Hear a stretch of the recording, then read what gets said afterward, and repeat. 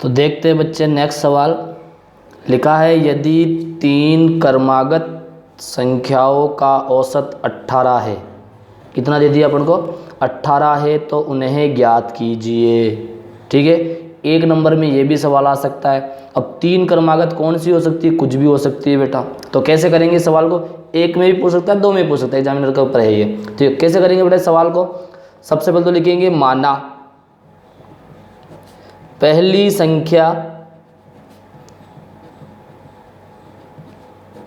x है, कितनी है x। दूसरी क्या हो जाएगी, दूसरी हो जाएगी x + 1 और तीसरी संख्या क्या हो जाएगी आपके x + 2। आई बात समझ में। जब भी क्रमागत पूछे तो कैसे बोलोगे, पहली x, दूसरी x + 1, तीसरी x + 2, चौथी बताओ क्या होगी x + 3, पांचवी क्या होगी x + 4, छठी क्या होगी x + 5, सातवीं क्या होगी x + 6, 19वीं क्या होगी x + 18। समझ रहे हो, जो पूछ रहे हो उससे एक कम कर दो। 22वीं क्या होगी x + 21, 23वीं क्या होगी x + 24, 99वीं भी क्या होगी x + 98। तो क्रमागत संख्या समझ में आ गई। 3 क्रमागत पूछी तो पहली अपन ने मान ली x, दूसरी हो जाएगी x + 1 और तीसरी हो जाएगी x + 2। ये 3 मान ली। अब सवाल में दे रखा है औसत। औसत का मतलब क्या होता है आप लोगों के, समांतर माध्य या x बार। समझ में आ गई बात। तो कैसे लिखूंगा, मानना लिख दिया, अब लिखूंगा दिया है औसत। औसत का मतलब क्या होता है बेटा, x बार होता है। क्या होता है औसत का मतलब, x बार। कितना दे दिया 18। आगे बात समझ में। हाँ, औसत बहुत ही इंपॉर्टेंट वर्ड है बेटा, 3 नाम है इसको। x बार को भी औसत बोलते हैं, समांतर माध्य को भी औसत कहते हैं, और औसत औसत है बेटा। तो 3 नाम है। आपको वो पूछ लेगा औसत याद कीजिए, आपको वो बोल दे समांतर माध्य याद कीजिए, आपको वो बोल दे x बार याद कीजिए। तो तीनों में एक ही सूत्र लगना है। वो सूत्र क्या है बेटा, क्या होता है x बार का फॉर्मूला, x बार का फॉर्मूला होता है आंकड़ों का योग बटा आंकड़ों की संख्या। आई बात समझ में। ये किसका फॉर्मूला होता है, x बार का। अगर बोले समांतर माध्य तब भी ये फॉर्मूला लगाना है, आंकड़ों का योग बटा आंकड़ों की संख्या। बोले औसत ज्ञात कीजिए तब भी आप लोगों को ये फॉर्मूला लगाना है, आंकड़ों का योग बटा आंकड़ों की संख्या। कहीं कहीं पर प्रेक्षणों का योग बटा प्रेक्षणों की संख्या थी, वो भी सवाल सही है आप लोगों के। कहीं कहीं पर राशियों का योग बटा राशियों की संख्या थी, वो भी सही है। तो पढ़ने का अलग अलग तरीका है, 3 तरीके से पढ़ सकते हैं, 3 तरीके से इसको लिख सकते हैं। x बार बराबर राशियों का योग बटे राशियों की संख्या, आंकड़ों का योग बटे आंकड़ों की संख्या, प्रेक्षणों का योग बटे प्रेक्षणों की संख्या। 3 तरीके से अपन इसको पढ़ सकते हैं। तो रख दो मान, x बार का मान कितना दे दिए बेटा 18।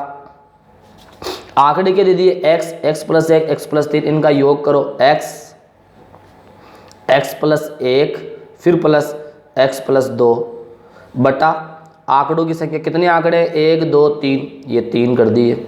आगे बात समझ में क्लियर है। अब सरल कर लो बेटा, अंग्रेजी वाला अंग्रेजी वाले के साथ जुड़ता है, गणित वाला गणित वाले के साथ जुड़ता है। तो 1 1 1, कितने x हो गए 3x हो गए, और ये कितने हो गए 3। बटा में कितना चल रहा है बेटा 3 चल रहा है। यहाँ तक कहानी समझ में आ गई। अब अलग अलग तरीके से कर सकते हैं अपन, कुछ भी जोड़ पक्षांतर। 3 ऊपर कॉमन आ रहा है, 3 कॉमन ले लिया तो अंदर क्या बचा x + 1। क्या कॉमन ले लिया मैंने, 3 कॉमन ले लिया तो अंदर बचा x + 1। बटा में क्या चल रहा है बेटा 3, 3 से 3 कट, क्या बच गया 18 बराबर x + 1। बोले यहाँ तक कहानी समझ में आई। अब क्या करो, x का मान चाहिए, कौन टांग अड़ा रहा है 1, पक्षांतरण कर दो, 18 - 1 बराबर x। तो बताओ x का मान कितना आ गया बेटा 17। कितना आ गया x का मान, मतलब पहली संख्या आपके x हो गई, दूसरी संख्या क्या हो जाएगी, तो लिख देंगे। तो पहली संख्या क्या हो जाएगी बताओ 17, दूसरी क्या हो जाएगी x + 1 मतलब 17 + 1 18, तीसरी क्या हो जाएगी बेटा 17 + 2 मतलब 19। तो वह तीनों क्रमांक संख्या कौन सी होगी आप लोग के 17 18 व 19 होगी। आई बात समझ में। ये था आप लोग के अगला नेक्स्ट सवाल। ठीक है बेटा, आई बात समझ में, क्लियर है। अगला सवाल पढ़ते हैं, प्रश्न नंबर 7।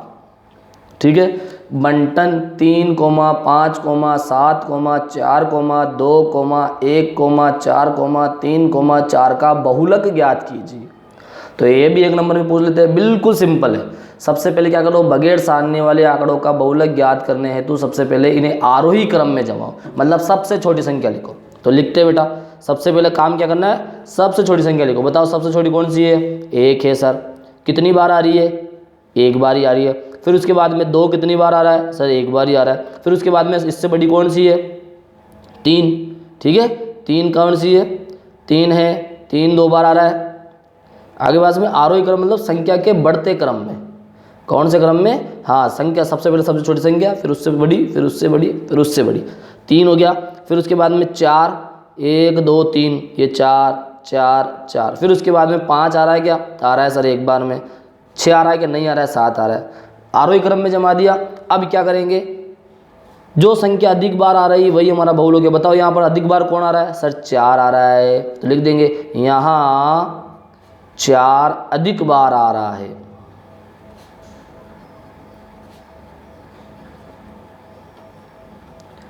इसलिए अभिष्ट बहुलक 4 होगा। बोलो कहानी समझ में आई कि नहीं। एक नंबर में सवाल आ जाता है। अगला सवाल है बंटन 1, 3, 2, 5, 9 का माध्यक ज्ञात कीजिए। ये भी एक नंबर में पूछ लेते हैं। तो इसके लिए क्या करना है, बगैर सारणी वाले आंकड़ों का, सारणी थोड़ी बनी हुई है इसलिए मैंने इसको नाम दे दिया बगैर सारणी वाले आंकड़ों का माध्यक ज्ञात करने हेतु सबसे पहले दिए गए आंकड़ों को आरोही क्रम में जमाते हैं। क्या करते भाई, आंकड़ों को आरोही क्रम में जमाओ। तो करो भाई, यहाँ पर जमा रहा हूँ मैं, देखो इस जगह जमा रहा हूँ बेटा, आरोही क्रम में जमाओ। ठीक है, हल कर रहा हूँ, आरोही क्रम में जमाओ। सबसे छोटी संख्या कौन सी है, 1।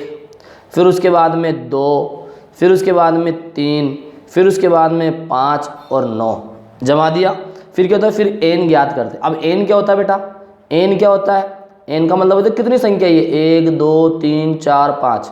तो n कितना मिल गया आपके पास, 5 मिल गया। 7 संख्या तो 7 लिखते, 8 तो 8 लिखते, ठीक है। अब n मिल गया 5। फिर मैंने क्या लिखा, यदि n एक विषम संख्या है तो कौन सा सूत्र लगाएंगे अपन, विषम सूत्र लगाते हैं। कौन सा लगाते हैं, तो n कितना है, 5 है। तो लिखूंगा मैं जो कि विषम है। क्या है बेटा, विषम है। इसलिए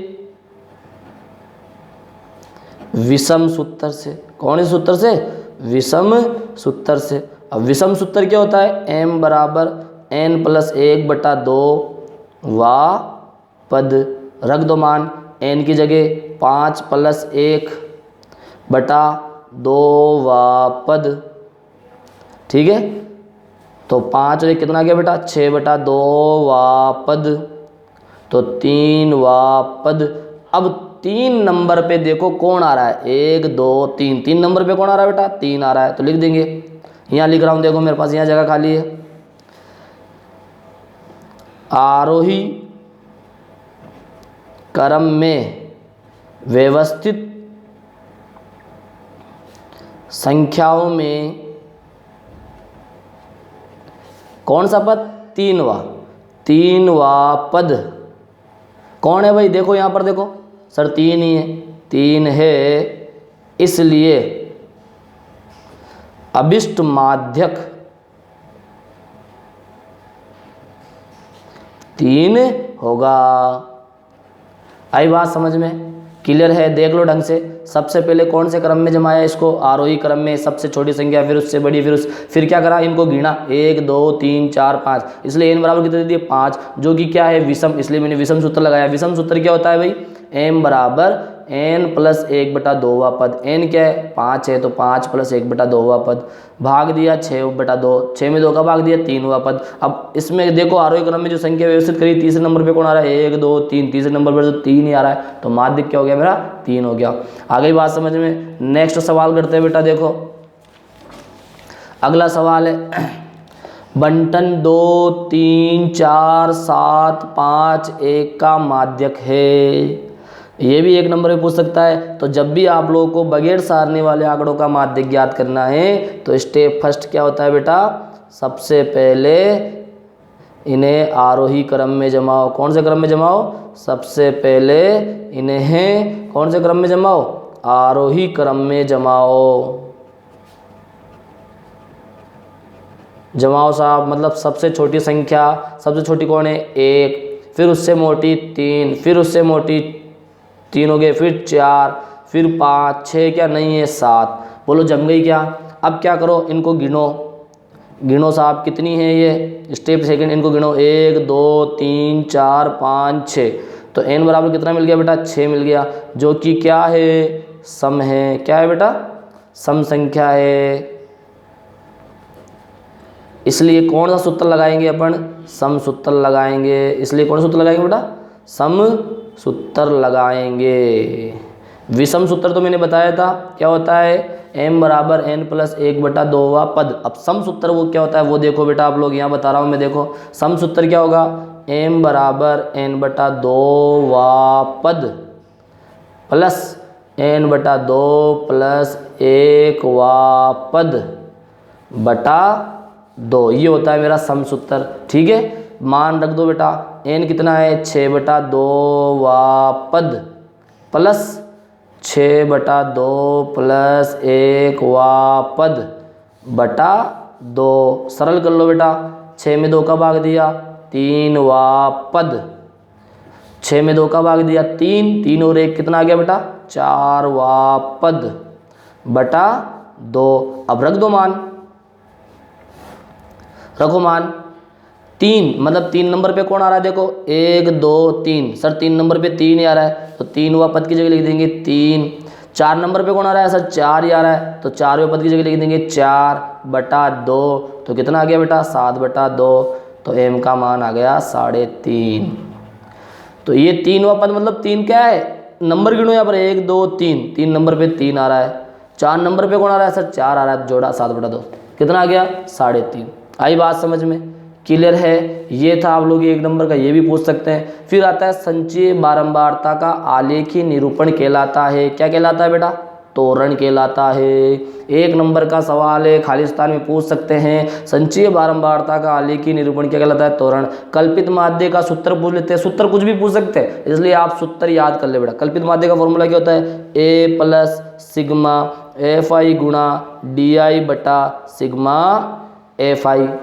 अगला पग विचलन विधि का माध्य का फॉर्मूला बताओ, तो क्या होता है, a plus sigma fi ui, इसमें क्या था बेटा, ui बटा सिग्मा fi गुणा h। ये किसका होता है, पग विचलन विधि का। आगे बात समझ में। एक और सवाल पूछ लेते हैं 1 नंबर में, से कम त्वरण व से अधिक त्वरण के ग्राफ के प्रतिच्छेदी बिंदु का भुज क्या कहलाता है, माध्यक कहलाता है, माध्यक कहलाता है। ठीक है, तो ये कुछ 1 नंबर के सवाल मैंने बताया बेटा, आप लोगों को समझ में आए हैं तो प्लीज़ वीडियो को लाइक करें, चैनल को शेयर एंड सब्सक्राइब करें। और हाँ, सारे सूत्र इस चैप्टर के याद कर ले बेटा, 1 नंबर में पूछे जा सकते हैं। ठीक है, थैंक यू।